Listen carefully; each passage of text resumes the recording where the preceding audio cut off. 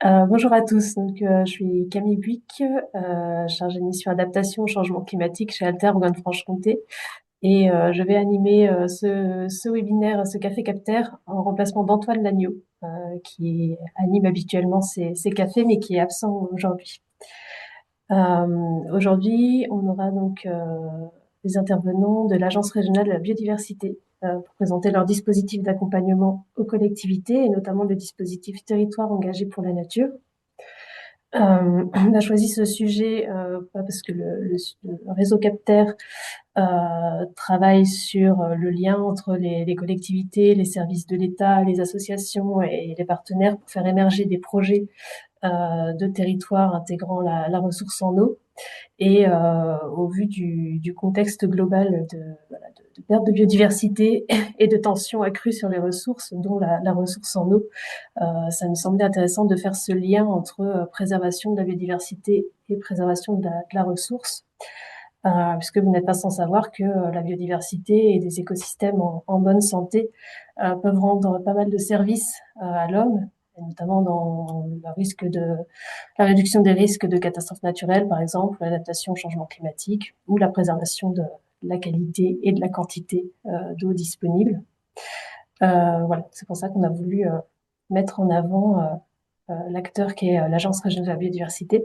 Et donc, on va accueillir aujourd'hui Alicia Leclerc et Marie-Laure Sergent de l'ARB, que je vais laisser se présenter et présenter, voilà, partager votre écran. Eh bien, je prends la parole le temps qu'Alicia partage l'écran. Donc, Marie-Laure Sergent, je suis chargée de mission accompagnement des territoires au sein de l'Agence régionale de la biodiversité et du coup en charge notamment du dispositif Territoire engagé pour la nature.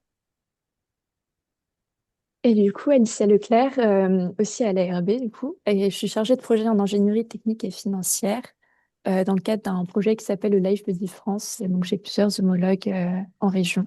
Et donc, Merci à toutes les deux.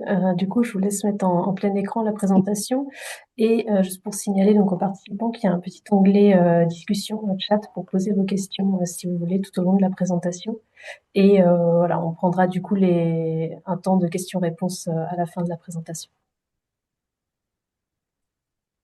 est-ce que vous voyez bien mon écran en plein écran, du coup? Oui, c'est tout bon. Oui, ok, très bien. Je commence, Marie-Laure? Oui. Je t'en prie. Euh, Donc, avant de rentrer dans le vif du sujet, on voulait vous présenter quelques petits chiffres sur les milieux humides et la biodiversité en région, notamment parce qu'au sein de l'ARB, on anime l'Observatoire régional de la biodiversité qui fournit des indicateurs et des petits visuels comme ça pour un peu avoir une mise en contexte. Donc, peut-être que vous le savez déjà et d'ailleurs peut-être sûrement même. En Bourgogne-Franche-Comté, les milieux humides, ça représente environ 265 000 hectares. Et parmi ces 265 000 hectares, il y en a pas mal quand même qui subissent de fortes pressions. Donc, on estime à peu près 26% des milieux humides qui subissent des très fortes ou fortes pressions sur la biodiversité, pardon, sur ce milieu-là, en région, ce qui est tout de même pas mal. On a aussi pas mal d'obstacles au franchissement et à l'écoulement, comme on le voit dans la petite image avec la troisième image. Du coup, ça va aussi nuire aux espèces, notamment aquatiques. Et puis, ce qu'on voit aussi depuis plusieurs années, notamment, c'est que la plupart, beaucoup de cours d'eau, milieux humides, s'assèchent, notamment avec le dérèglement climatique.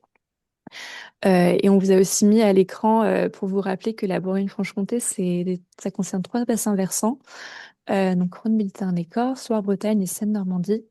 Et du coup, on évalue aussi les états des cours d'eau sur ces trois bassins et on voit qu'il y a quand même des disparités sur la région entre les trois bassins. Donc voilà un peu pour un petit aperçu, mais rapide, il y a d'autres chiffres.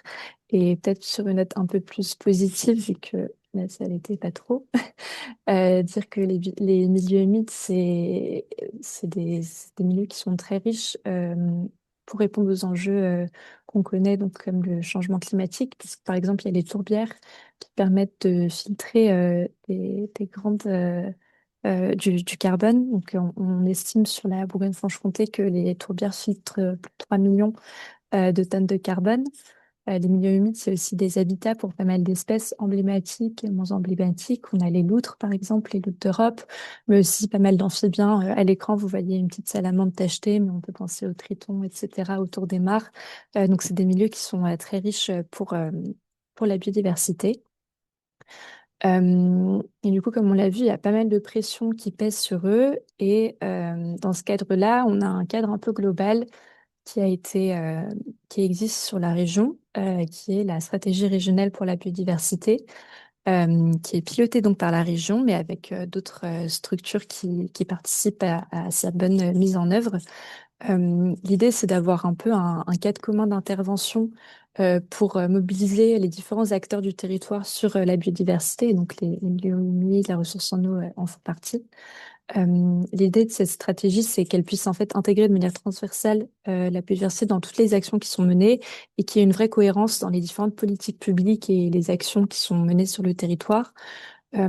C'est piloté par la région parce que les régions sont depuis 2016 chefs de file de biodiversité. Mais donc, comme j'ai dit, il y a d'autres acteurs qui y participent, comme l'Adréal pour l'État, l'Office français de la biodiversité. On y participe également à l'ARB, mais globalement, tous les acteurs, actrices du territoire, et structures, associations et autres qui contribuent à préserver la biodiversité, en fait, permettent que cette stratégie vive et qu'elle se poursuive. Euh, donc voilà un peu pour ce bref aperçu. Et avant de passer vraiment au vif du sujet, juste vous présenter peut-être en quelques phrases l'Agence régionale de la biodiversité pour celles et ceux qui la connaîtraient pas. Euh, donc on a un établissement public de coopération environnementale qui a été créé en 2019 sous l'égide des acteurs qui ont été cités précédemment, donc l'Office français de la biodiversité, la région et l'État. On est basé à Besançon, mais on intervient du coup sur toute la région et on a 5 missions statutaires. La première est de mettre en réseau les acteurs pour qu'on puisse créer des synergies et agir collectivement face au déclin de la biodiversité. La deuxième consiste plutôt à valoriser et renforcer les outils ainsi que les dispositifs d'acquisition de la connaissance, ce qui passe notamment par la plateforme de géoservice Cigogne et l'Observatoire régional de la biodiversité, dont on va parler un peu plus en détail tout à l'heure. Euh, L'ARB s'engage aussi aux côtés des acteurs économiques pour créer des partenariats et pour réaliser des actions sur le terrain directement. Ça passe plutôt par le dispositif Entreprises engagées pour la nature. Et il y a une mission de médiation entre éleveurs et grands prédateurs.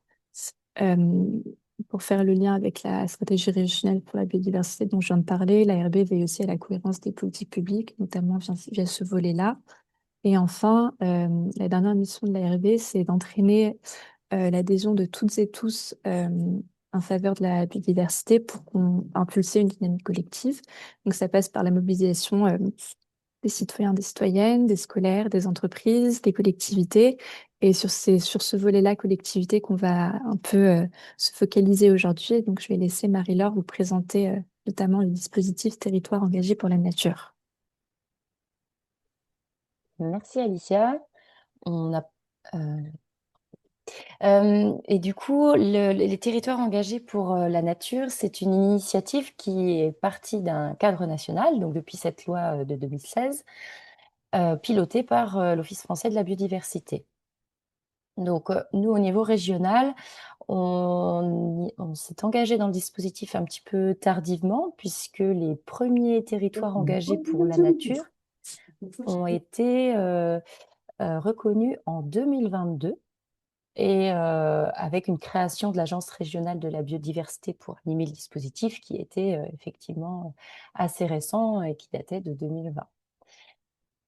Ensuite, autour de cette mise en œuvre par l'Agence régionale de la biodiversité, il y a un collectif régional qui l'accompagne, et donc composé des principaux acteurs que citait tout à l'heure Alicia, qui s'occupe de la stratégie régionale de la biodiversité, et donc la région, l'Adréal, avec l'État, les agences de l'eau et l'Office français de la biodiversité.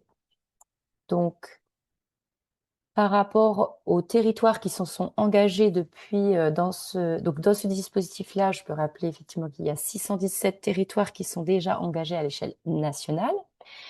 Mais nous, au niveau régional, donc en 2022, on a eu les premiers territoires qui se sont engagés, seulement 3. C'était déjà un petit début.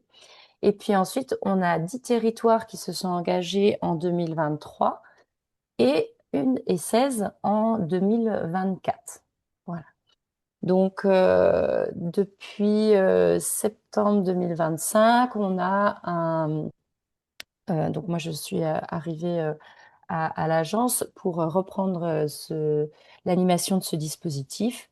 Et là, on va s'engager dans des nouveaux engagements de territoire et nouvelles campagnes pour, pour pouvoir augmenter et engager un maximum de territoires dans ces actions en faveur de la biodiversité. En quoi consistent les territoires engagés pour la nature? Donc, un territoire qui s'engage, il s'engage dans des actions à venir sur 3 ans. Et du coup, le dispositif vient reconnaître cet engagement de la part des collectivités. Donc, c'est vraiment une reconnaissance nationale dans le cadre d'un dispositif national. Ce n'est pas un label, c'est une reconnaissance qui n'a pas, voilà, d'engagement financier de la part de la collectivité. Et nous, à contrario, on va les accompagner. On va les accompagner sur différents aspects. Donc, déjà d'un point de vue technique, ne serait-ce que pour déjà pouvoir construire leur plan d'action sur 3 ans et évaluer voir comment ils peuvent s'engager sur des mesures qui doivent être effectivement proportionnées à leur territoire, correspondant à leurs enjeux spécifiques et qui soient en cohérence avec, bien sûr, leurs moyens humains, techniques. Cet accompagnement technique, on le fait également pour accompagner certaines actions sur lesquelles ils peuvent rencontrer des difficultés de mise en œuvre. Donc ça peut être à la fois avant qu'ils demandent la reconnaissance pour co-construire leur plan d'action, et puis une fois qu'ils sont reconnus, pour répondre à leurs questions et accompagner le suivi et la mise en œuvre de leur plan d'action. Cet accompagnement technique, il se fait par mes soins en tant qu'animatrice du dispositif, mais également par d'autres experts qui peuvent intervenir. Donc, on a déjà Alicia, forcément, elle est chargée de mission en ingénierie technique et financière, mais on a également le CEREMA qui peut intervenir. Donc, c'est un centre d'études et d'expertise que vous connaissez certainement, qui intervient à hauteur de 20 journées à disposition de ces collectivités. Donc vraiment pour répondre à leurs besoins, il n'y a pas de cadre particulier, c'est vraiment en fonction des besoins.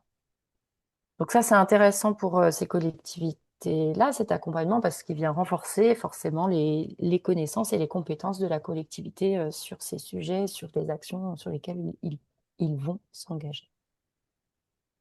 On vient les aider à structurer leur stratégie, finalement, leur engagement dans cette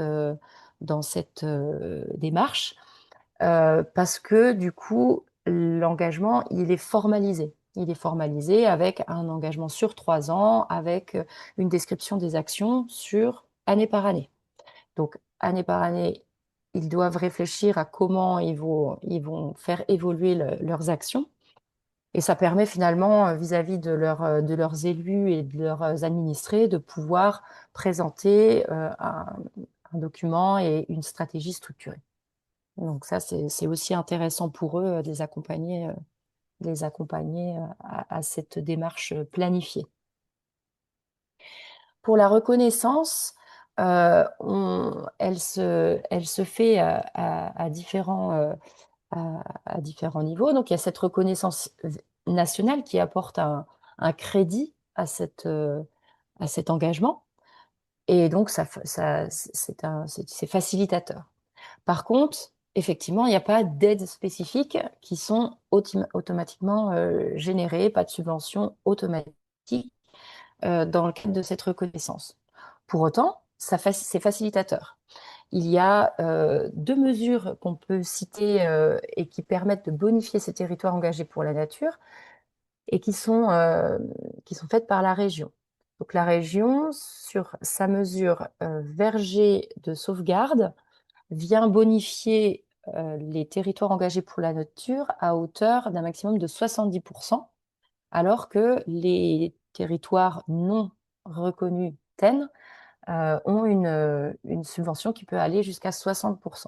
Donc ça fait une bonification TEN de 10%. Donc c'est quand même une petite reconnaissance, mais qui est là, qui n'est pas du tout d'ailleurs systématique dans les autres régions, puisque chaque région, à travers son collectif, décide de mettre en place ces dispositifs d'accompagnement spécifiques aux territoires engagés pour la nature dans le cadre de cette reconnaissance nationale. Et donc nous, au niveau local, par la région, il y a un autre dispositif de bonification. C'est dans le cadre de la mesure bocage et paysage, et qui vient finalement financer la plantation de haies. Voilà. Donc cette mesure-là, pareil, vient apporter une bonification de 10% en passant d'un accompagnement maximum de 60% à 70%. Ensuite, cette reconnaissance donc nationale avec ce dispositif spécifique régional permet de rejoindre en fait un club des engagés. Donc avec la reconnaissance nationale, il y a aussi une visibilité sur le site internet. On a des recueils d'expériences qui peuvent être faits, qui vont permettre d'ailleurs prochainement de valoriser notamment la commune de Vincent-Froideville dans le Jura, pour un dispositif que je vais vous présenter juste après. Et donc, c'est aussi intéressant pour eux en matière de faire valoir. Dans le cadre de cette reconnaissance, ils vont faire partie d'un club qu'on appelle le club des engagés. Donc ça permet des échanges directs entre pairs pour monter en compétences, pour échanger sur des difficultés. On a effectivement dans le diaporama des petites vidéos que on vous présente ici qui sont des liens fonctionnels. Donc vous pourrez les avoir a posteriori. Vous pourrez regarder ces courtes vidéos de 2 minutes qui permettent de valoriser ces territoires engagés. Là, c'était les 3 premiers territoires, Bassou, Urzy et Chamol. Et donc, on essaye tous les ans, effectivement, de faire des rencontres qui permettent d'échanger entre pairs et de reconnaître les élus, de leur faire partager certaines expériences. Et en fait, en fonction des thématiques, des points d'actualité ou de difficultés particulières, on organise aussi des webinaires spécifiques pour eux. Si on passe à la reconnaissance TEN sur ce prévisionnel, donc c'est vraiment quelque chose sur lequel on insiste pour montrer l'évolution de l'engagement et le suivi de cet engagement. Donc c'est vraiment une reconnaissance sur un prévisionnel. On ne vient pas reconnaître des actions qui sont déjà faites. Ça ne veut pas dire qu'ils ne peuvent pas s'engager sur des actions qui sont quasiment identiques tous les ans, parce que ça c'est important aussi. Et donc, c'est en général un mélange entre des actions qui sont vraiment nouvelles et des actions, c'est notamment le cas pour des événements qui peuvent se systématiser tous les ans, notamment dans le cadre d'événements comme la Fête de la Nature, et qui peuvent être effectivement reproduits quasiment à l'identique tous les ans. En matière de communication, on va aider ces territoires-là en leur transmettant un kit de communication. Donc, dans ce kit de communication, il y a notamment un panneau qui permet de valoriser à l'image du dispositif Ville et Village Fleuris, qui permet de faire valoir ce dispositif, cette reconnaissance territoire engagé pour la nature. Bon, avec la petite mise en garde que effectivement il ne faut pas normalement les apposer sur les panneaux d'entrée d'agglomération qui doivent être seuls et lisibles. Donc en général, on recommande aux collectivités de les implanter un petit peu après, voilà, pour reconnaître un certain nombre de labels auxquels ils pourraient prétendre au sein de leur collectivité. C'est un dispositif qui reste volontaire, donc c'est vraiment une reconnaissance pour cet engagement volontaire. Il n'y a pas de contraintes réglementaires. On est assez souple, effectivement, mais par contre, il faut que ça aille aussi au-delà de la réglementation. C'est-à-dire qu'on ne va pas reconnaître un certain nombre d'actions qui correspondent à des actions réglementaires. Donc voilà, il faut faire attention aussi à peut-être parfois des mesures compensatoires qui peuvent être mises en place dans le cadre de projets particuliers. Et là, on est assez vigilant sur cet aspect-là. Ce que je n'ai pas précisé, c'est que ça s'adresse vraiment aux collectivités, donc qu'elles soient d'une échelle communale ou intercommunale. Donc on a bien reconnu, on a 4 sur les 29 territoires engagés, on a bien 4 intercommunalités à ce jour qui sont reconnues, avec des tailles très très variables, puisqu'on a des territoires qui peuvent être d'une agglomération, on a notamment Dijon par exemple, jusqu'à des petites communes qui n'ont quelques centaines d'habitants. L'amélioration continue, j'ai juste oublié, pardon Alicia, voilà, l'amélioration continue. Donc, simplement dire qu'à l'échelle, une fois les 3 ans révolus, on échange avec la collectivité pour faire le point sur les actions qui ont été menées. Donc, c'est des choses qu'on va essayer de faire effectivement ponctuellement 1 à 2 fois dans le parcours des 3 ans et en fonction des besoins. Mais à l'échelle des 3 ans, on a vraiment tout un questionnaire prévu pour faire le point et le bilan sur l'ensemble des actions menées et comment les retours, les freins et les réussites qu'ils ont pu rencontrer. Mais ça reste dans le cadre d'une démarche et d'une volonté d'amélioration continue. Voilà, il n'y a pas de sanction à l'issue, même si l'action n'a pas été mise en place. Voilà. Par contre, on va chercher les leviers d'amélioration pour un nouvel engagement et un renouvellement dans la démarche. Alors ensuite, donc le programme, ça on l'a dit, il s'engage donc sur plusieurs étapes, l'engagement, la reconnaissance qui se fait dès le passage en comité régional. Donc, c'est assez rapide puisque il y a pas, c'est cette date-là qui fait foi. L'évaluation à l'issue des 3 ans et le renouvellement possible avec un nouveau plan d'action, la poursuite peut-être de certaines, mais à minima, une nouvelle action qui est demandée. Le dossier de demande de candidature, on l'a simplifié au maximum pour faciliter l'engagement des collectivités. On demande quand même un passage par un conseil municipal ou un conseil communautaire pour que cette délibération vienne affirmer l'engagement dans un plan d'action, mais on ne le rend pas obligatoire. Par contre, ce qu'on rend obligatoire, c'est la signature d'une demande d'adhésion au dispositif. Donc, c'est juste le 2 pages qui vous est présenté, enfin, c'est un 4 pages qui vous est présenté. On leur demande de joindre un plan d'action et ou un engagement dans des fiches actions qui sont assez simplifiées sur lesquelles je vais revenir juste après. Et on en reste là, le planning sur les 3 ans, et ça constitue finalement le dossier qui va être analysé par le jury. Pour les communautés de communes, bien évidemment, on demande un peu plus d'éléments, notamment de contexte, d'enjeux connus, de démarches déjà engagées, pour mieux comprendre et essayer d'être un petit peu plus ambitieux auprès de ces intercommunalités. La démarche, elle se fait, cet engagement sur 3 ans, il va se faire sur des actions qui concernent 3 thématiques. Donc, ce sont les projets à venir sur des actions en matière d'aménagement du territoire. On va voir juste après comment. Sur la biodiversité locale et sur de la mobilisation citoyenne. Donc, ce qu'on demande, c'est une action au minimum pour chacun de ces 3 axes. Donc, si on rentre dans le premier axe, les actions de type aménagement, on en a listé un certain nombre pour aussi faciliter la compréhension et l'engagement des communes qui sont notamment en manque d'ingénierie.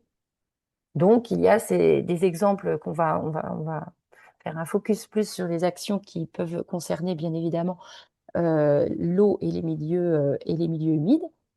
Et donc, notamment, on a la fiche qui parle de révision des documents d'urbanisme, avec où on va parler de possibilités dans les diagnostics d'ajouter des inventaires zones humides, que les plans de zonage, ils peuvent définir des zones NZH inconstructibles. Voilà, donc en expliquant comment ils peuvent intégrer ces enjeux-là dans leurs documents d'urbanisme pour aller plus loin que la réglementation minimale.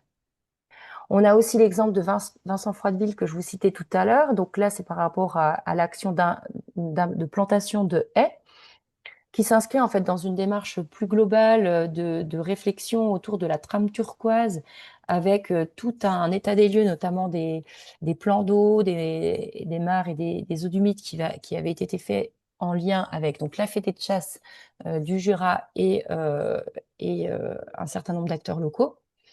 Et donc, qui a permis de restaurer un certain nombre de mares et que la collectivité s'engage pour la partie corridor sur la plantation de haies. Et c'était vraiment dans ce cadre-là, donc avec toute une réflexion globale. Donc, ça a permis effectivement un engagement fort de la collectivité sur ce sujet-là. Si on passe sur sur les mesures liées à la thématique d'amélioration de la connaissance de la biodiversité locale, ça peut passer par effectivement des inventaires ou des atlas de la biodiversité, dont vous parlera juste après Alicia, également par des formations. Donc là, sur les formations spécifiques, euh, on souhaitait alerter voilà, l'attention sur les contacts et les acteurs qui peuvent être des ressources intéressantes pour les collectivités, notamment le CNFPT. Et chez nous, Gwenaëlle Martin, qui a une mission spécifique de monter en compétence des acteurs, notamment des décideurs publics et du monde agricole, sur la prise en compte de la biodiversité. Donc, ça passe notamment par les questions de formation. Je vous ai rajouté aussi un exemple de sciences participatives qui a eu lieu il y a quelque temps sur le projet, par exemple, dans le Doubs, avec la Fédération de chasse sur Mar et vous. Et donc, qui permettait aux citoyens de se mobiliser sur le recensement des mares. Et je laisse la parole à Alicia pour parler des atlas de la biodiversité. Ouais, merci.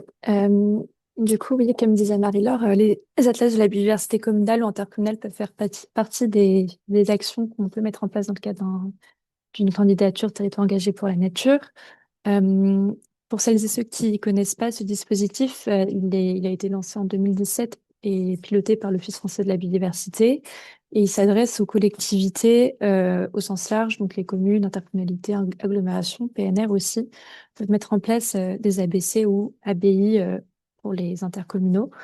Euh, un ABC, ça a trois buts principaux. Donc, A comme améliorer la connaissance, B pour booster la mobilisation, notamment via de la sensibilisation, et C comme co-construire pour agir en faveur de la biodiversité. Euh, En région, on a un collectif qui est organisé sur les ABC et pour accompagner notamment les collectivités à mettre en place leurs projets. C'est une organisation qui existe pour l'instant surtout côté franc-comtois, mais qui tend un peu à se développer côté bourguignon, enfin c'est en cours. Donc on va vous parler peut-être de commencer côté franc-comtois. Donc on a un collectif qui est composé d'associations naturalistes avec la LPO, le Conservatoire botanique, euh, le CEN et la RB. Ils sont liés par une convention de partenariat et ils accompagnent du coup les collectivités tout au long du projet ABC sur le volet inventaire, action de sensibilisation et production de livrables, qu'ils soient pédagogiques, techniques.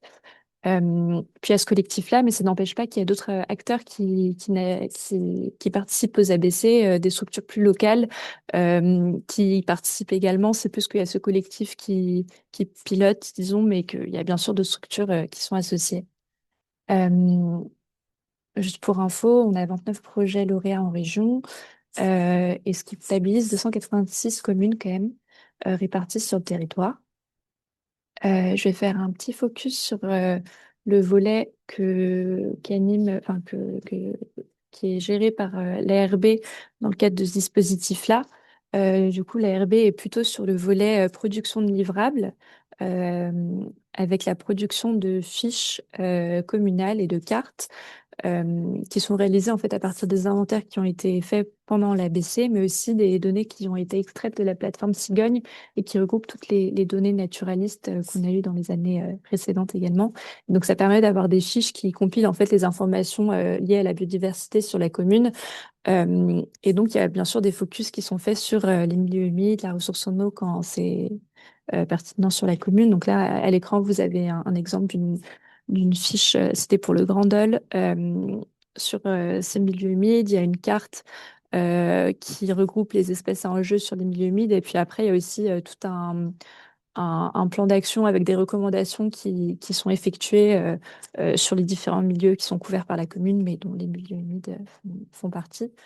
Euh, je vais pas aller trop plus loin, mais à savoir que l'ARB peut faire ce genre de production sur les ABC, mais aussi dans le cadre d'autres documents d'urbanisme, les PLU, PLUI, sur les SCOT aussi. Voilà, il y a cette expertise qui peut être mobilisée. Et je repasse la parole à Marie-Laure pour continuer sur le troisième axe d'action. Merci. Donc, c'est la thématique de la mobilisation citoyenne. Donc, effectivement, on leur demande de mettre en place des actions. Donc, le plus souvent, ça va être des actions d'animation. Donc, on peut voir notamment sur votre gauche l'engagement de la communauté de communes Gâtinais-en-Bourgogne, qui est toute fraîchement lauréate du dispositif et qui s'engage en fait sur de nombreux événements euh, en faveur de la biodiversité en lien avec des, euh, des actions, des thématiques nationales comme voilà, la nuit de la chauve-souris, des cafés, échanges, débats, etc. Des, en lien avec la fête de la nature, etc. Mais donc avec un programme très très complet et des outils en lien. Et donc, par exemple, le guide de nos rivières qui a déjà été produit, mais voilà, qui est effectivement une manière de sensibiliser aussi les citoyens sur ces enjeux-là. Et puis, on a aussi la possibilité, par exemple, de mettre en place des aires éducatifs. Donc, un dispositif assez particulier qui permet d'engager les élèves dans des choix de sites sur lesquels analyser les enjeux, les contextes locaux particuliers, en vue d'une mise en action à partager avec les citoyens. Donc, du coup, cette démarche-là, elle a par exemple été mise en place à Béon, dans la Nièvre, non, 89, c'est Lyon. Lyon, donc dans Mm. Lyon. Et donc, c'était notamment autour d'une mare, par exemple. Donc, ça peut se faire aussi autour des temps. On peut aussi avoir des aires fluviales. L'important étant que les collectivités, enfin, que les élèves soient décisionnaires de leur espace, en lien forcément avec les collectivités qui peuvent mettre à disposition cet espace-là et d'autres partenaires, puisqu'il y a des éducateurs à l'environnement qui sont forcément associés et qui interviennent auprès des élèves pour les accompagner dans leur démarche. Ensuite, hop, donc le comité de sélection régionale se réunit, donc il y a plusieurs candidatures pour les prochaines 24 avril, 15 juillet et 9 octobre, avec les membres que je vous ai cités tout à l'heure. Et puis, on va regarder effectivement la cohérence du projet, le côté proportionnel avec la collectivité et les enjeux particuliers, le côté réaliste par rapport aux moyens humains et techniques et financiers dont dispose la collectivité. Et c'est ces points-là qu'on va reconnaître pour l'engagement de la collectivité.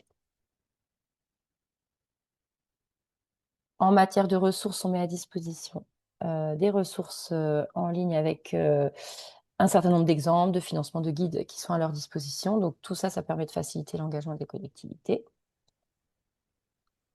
Et à l'appui, je relaisse la parole à Alicia pour les Euh, oui, du coup, pour finir, pour accompagner les territoires engagés pour la nature, que ce soit dans la création de leur plan d'action ou plus loin, enfin, les actions qu'ils vont mettre en œuvre dans le cadre du plan d'action TEN, il y a différents acteurs ou ressources qui peuvent être mobilisés. Je les ai mis un peu à l'écran généraliste. On a sur le volet connaissances Cigogne et l'ORB que je vais un tout petit peu détailler. Sur le site de l'ARB, il y a aussi un annuaire des acteurs de la biodiversité pour lequel vous pouvez retrouver pas mal d'acteurs de la région euh, qui peuvent vous appuyer, les associations naturalistes. Le GREN a aussi un annuaire des éducateurs à l'environnement. Marie-Laure parlait tout à l'heure des aires éducatives, mais dans le cadre de la mobilisation, ils peuvent également vous accompagner. Et le réseau des potes. Et comme ressources généralistes, on a aussi les mémentos de l'ingénierie qui sont faits en département par les DDT, qui regroupent toute l'ingénierie locale sur plein de thématiques variées, mais il peut y en avoir sur les milieux aquatiques et humides, la ressource en eau, la biodiversité. Donc ça peut être intéressant d'aller de ce côté-là pour aussi voir qui peut vous accompagner sur vos thématiques très précises et dans les actions que vous souhaitez mettre en place en thème. Et puis du coup, il y a la mission d'ingénierie financière de l'ARB.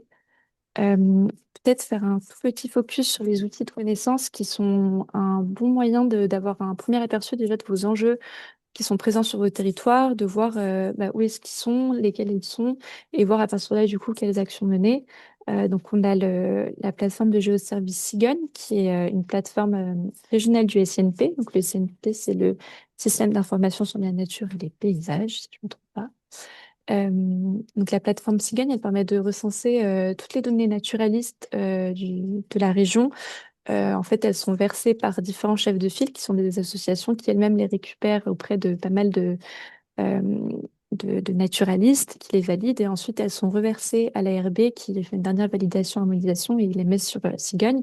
Et donc, vous pouvez avoir accès à des données localisées, des représentations cartographiques parfois en polygone ou cercle qui permettent de voir les espèces en jeu, mais vous pouvez aussi y faire figurer les différents milieux présents sur le territoire, détailler par exemple sur les milieux humides, voir s'il y a des forêts humides, des mares, des tourbières, etc.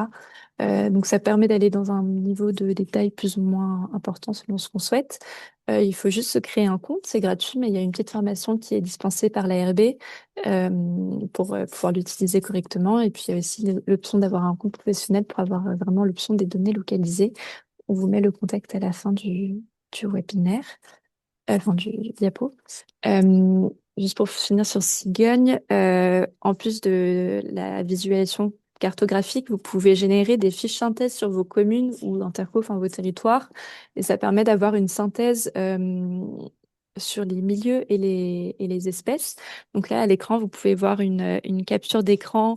On peut voir du coup les différents milieux présents sur la commune avec un détail de ce qu'il y a en milieu sec, humide, sur l'occupation du sol, etc. Et puis en dernière option, vous pouvez aussi consulter et télécharger la liste d'espèces qui ont été observées sur votre territoire.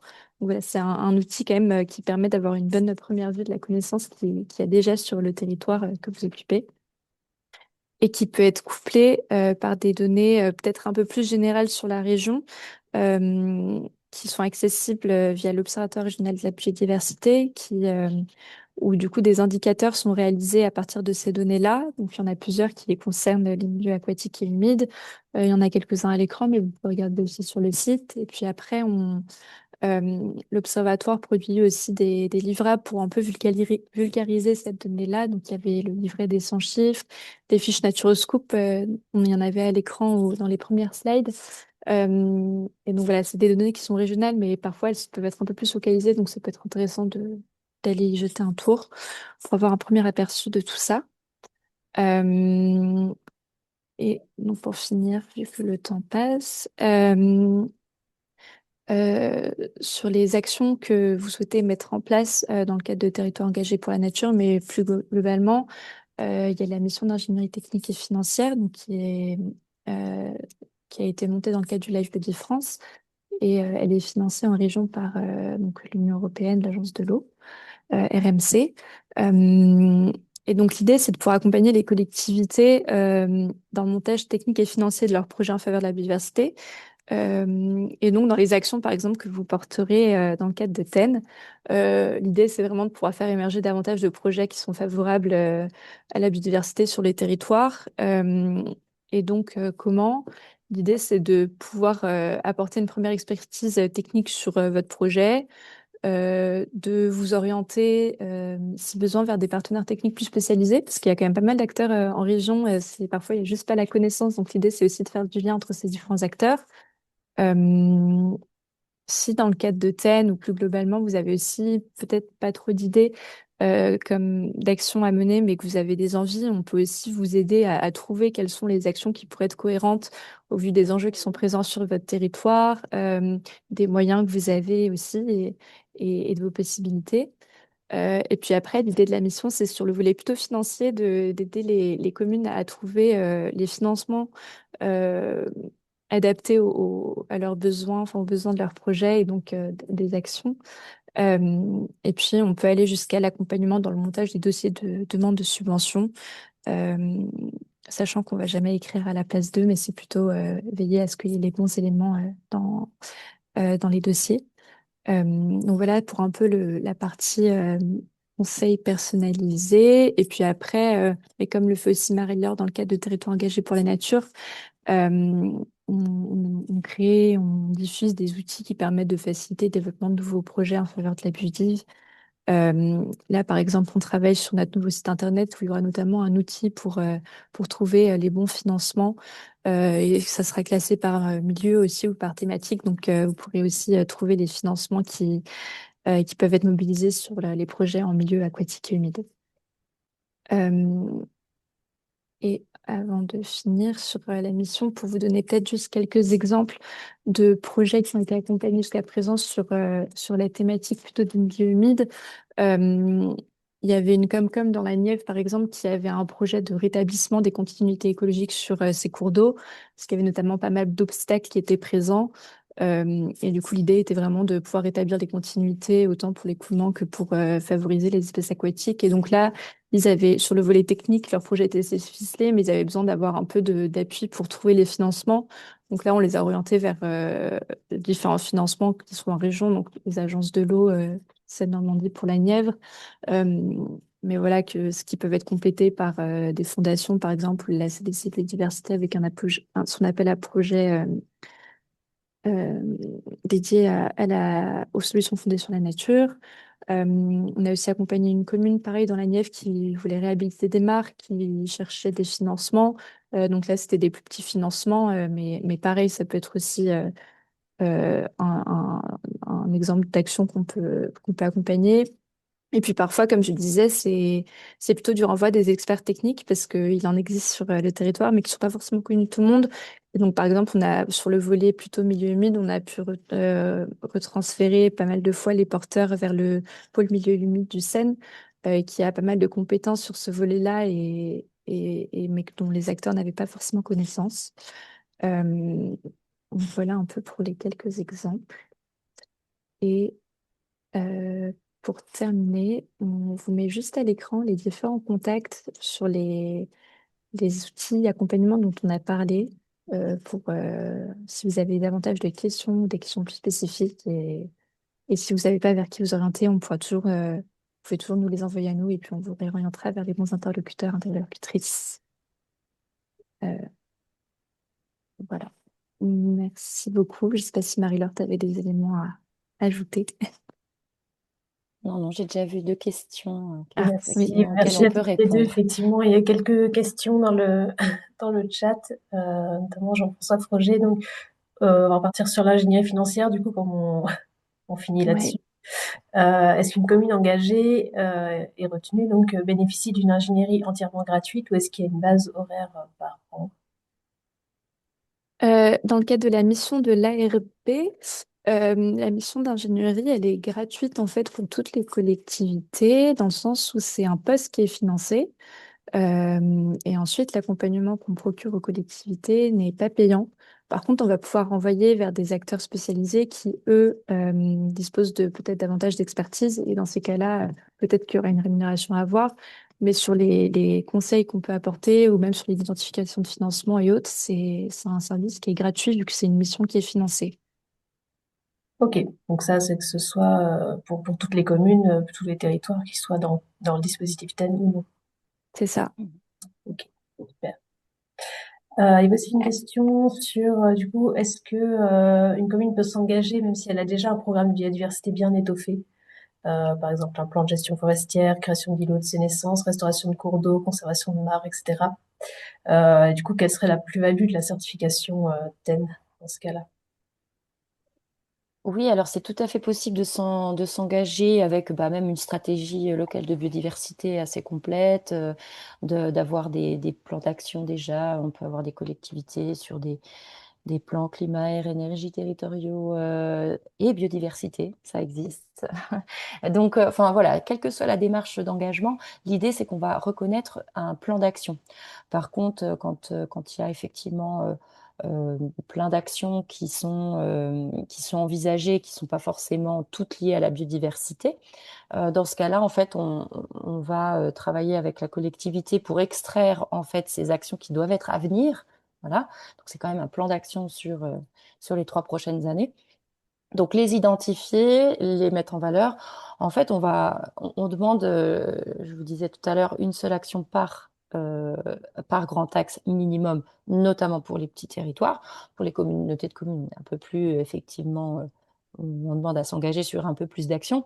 Mais c'est seulement celle-là qu'on va reconnaître. Même s'il y a un plan d'action plus global, on renvoie vers, si on veut avoir plus d'informations. Mais pour la reconnaissance, on va cibler certaines actions sur lesquelles on va avoir ce détail-là sur les 3 prochaines années et sur lesquelles on fera le focus pour la reconnaissance TEN.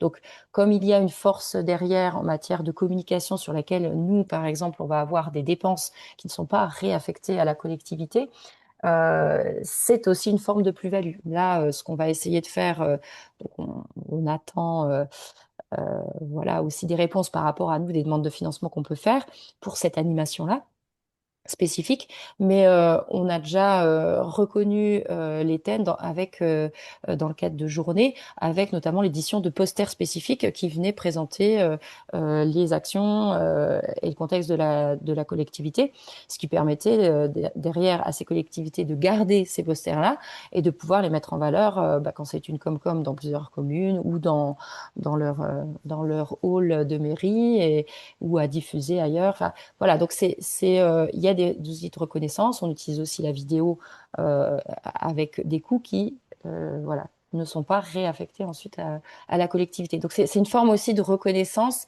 avec une plus-value. On a pas mal de réseaux sur lesquels on va produire régulièrement des articles. On produit une newsletter. Là, la prochaine newsletter qui sort cette fin de semaine va présenter, entre autres, les 2 dispositifs de bonification de la région avec la mise en valeur des 2 collectivités qui viennent d'être bonifiées et qui sont TEN. Donc, c'est des mises en valeur, c'est des plus-values qui se font un petit peu petit à petit. On va faire valoir, à faire intervenir des collectivités TEN pour inciter les autres collectivités à s'engager, montrer, faire valoir ce qu'elles font. Donc voilà, c'est plus effectivement sur la force de frappe qu'on peut avoir sur les outils de communication et de reconnaissance qu'on leur met à disposition gratuitement, au-delà de l'accompagnement ingénierie technique et financière que vous a présenté ici. Pour moi, c'est vraiment les deux aspects très importants en matière de plus-value pour les territoires engagés.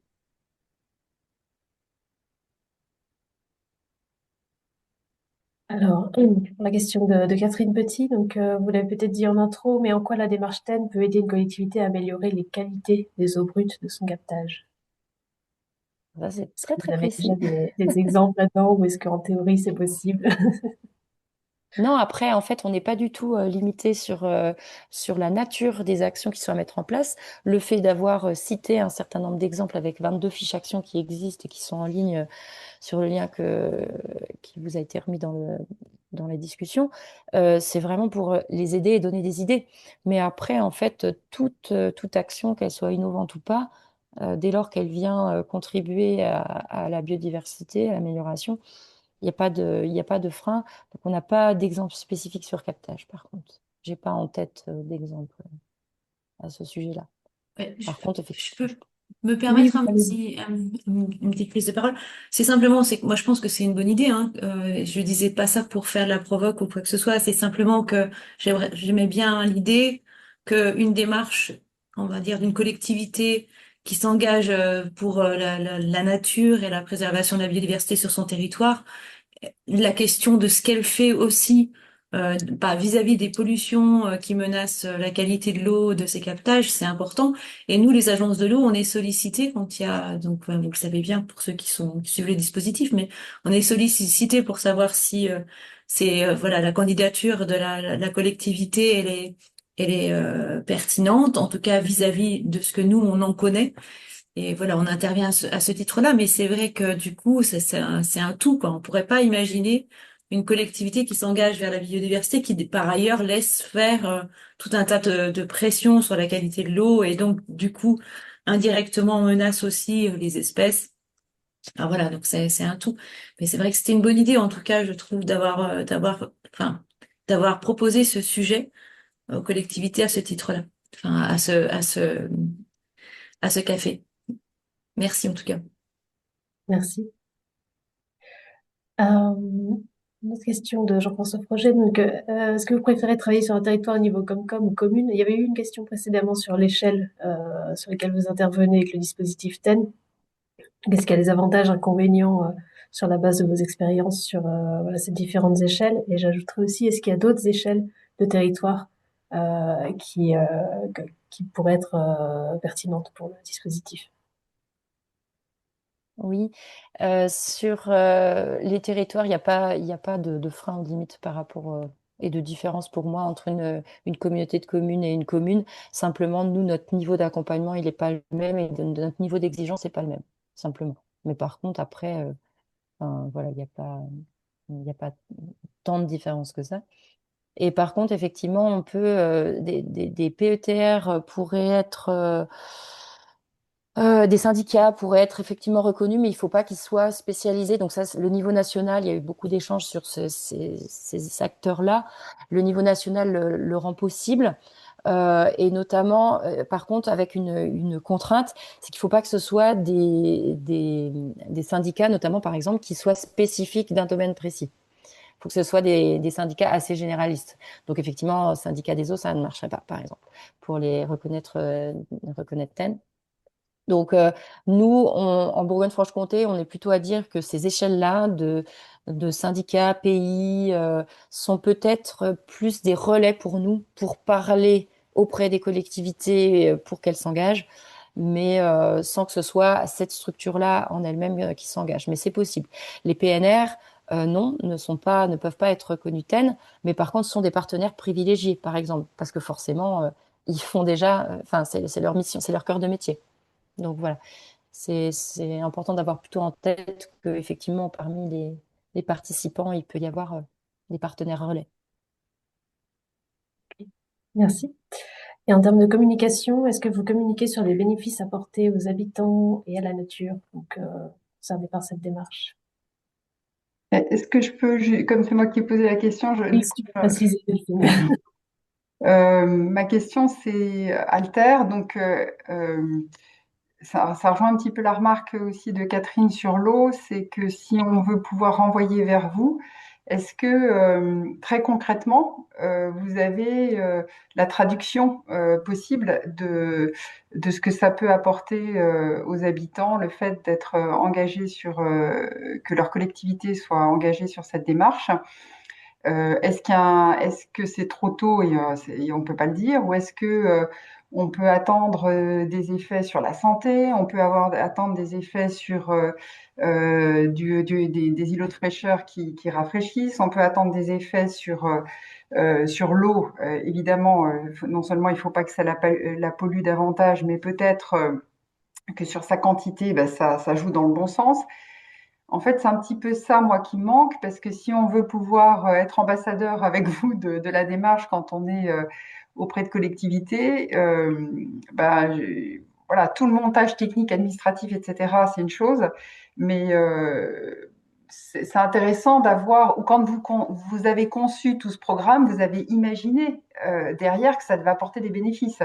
Donc peut-être nous donner des éléments qu'on pourra reprendre pour dire, bah, écoutez, si vous vous engagez, alors je suis pas en train de dire qu'on va être vos VRP, mais comme on est aussi en relation un peu avec les mêmes acteurs, c'est intéressant d'avoir des éléments de traduction vraiment très, très concrètes. Et même si c'est pas encore vérifié, évalué, en tout cas quand vous l'avez conçu, vous avez imaginé quelque chose. Donc c'est peut-être ça qu'on peut proposer. Merci. On a déjà, je pense, comme enfin, outil assez intéressant vis-à-vis des citoyens et des élus, les 3 vidéos. En fait, si vous écoutez les témoignages des élus, eh bien, ils parlent du cadre de vie, de l'amélioration, de l'engagement des citoyens. On a des exemples là sur le dernier en date, par exemple sur Bassou, qui donne, qui a une action sur un verger citoyen parce que à chaque naissance, un arbre est planté avec des espèces de conservation, etc. Bon, les habitants, ils veulent partir quand ils déménagent avec leur arbre. C'est un petit peu compliqué. Mais ce sont des exemples voilà, concrets où le citoyen s'engage vraiment et est sensibilisé et fier, en fait. Et ces témoignages de fierté, on les ressent pas mal à travers ces vidéos. Par contre, moi, j'entends que peut-être qu'il faut aussi peut-être qu'on communique un peu plus sur ces sujets-là, en sachant que on a les premiers retours des territoires qui terminent leur bilan. Donc, en fait, on est aussi, en fait, par rapport à d'autres régions, finalement assez récent dans ce dispositif-là.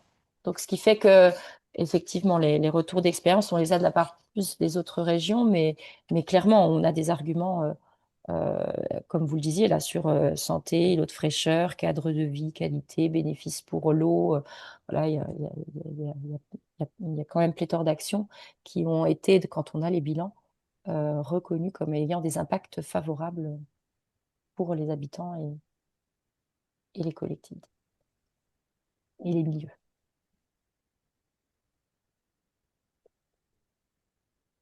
Un commentaire de Jean-François. Si vous voulez prendre le micro pour parler directement, vous pouvez. Hein. Je vous invite, on n'est pas très nombreux. Allez, je vous laisse du coup. Vous avez ouvert le micro. Jean-François Froger, si vous voulez prendre la parole.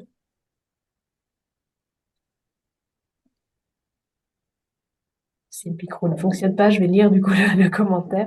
Vos propos de Delphine, il me semble, rejoindre le sujet de l'évaluation et de la mise en œuvre concrète des modalités d'évaluation en lien avec le plan d'action, avec souvent des difficultés techniques et ou financières pour les mettre en œuvre à un niveau communal. Et c'est certain, c'est plus un témoignage, mais oui, oui, effectivement, dans tous les cas, nous, à travers ce bilan, ça nous permet de les mettre en évidence, mais y compris les réussites que moi je retiens comme étant un élément qu'on peut peut-être essayer de mettre en évidence, voilà, pour notre prochain événement TEN, par exemple, pour vraiment euh, présenter finalement des arguments plus faciles peut-être à reprendre par les partenaires. Pour essayer d'engager d'autres territoires, mais aller effectivement vers un petit recueil des bénéfices ou Oui, qui peut passer par du qualitatif, comme vous avez Mhm. les témoignages, les vidéos un peu de retour d'expérience. Mhm. L'idée, c'est évidemment pas d'alourdir le dispositif en mettant des critères d'évaluation et d'aller Ah mesurer. non, du tout. Ok. Est-ce qu'il y a d'autres questions, remarques? Il est 13 h, on va bientôt clôturer, mais je voulais pas frustrer s'il y a toujours des interrogations. Et ben, si c'est pas le cas, on va vous remercier, Marie-Laure et Alicia, pour cette présentation très complète. Et merci à tous pour, voilà, pour les échanges, pour les questions, les remarques qui ont permis de nourrir ce temps de questions-réponses. Donc voilà, comme ça a été dit en début de webinaire, donc ce webinaire a été enregistré, donc il y aura un replay disponible. La présentation de l'ARB sera aussi disponible donc, sur le site d'Alter en complément. Et puis, n'hésitez pas à nous contacter ou à contacter l'ARB si besoin d'aller plus loin sur le sujet. Merci beaucoup. Merci Merci beaucoup. beaucoup. Merci Au à revoir. tous, bonne Au journée. revoir. Au revoir.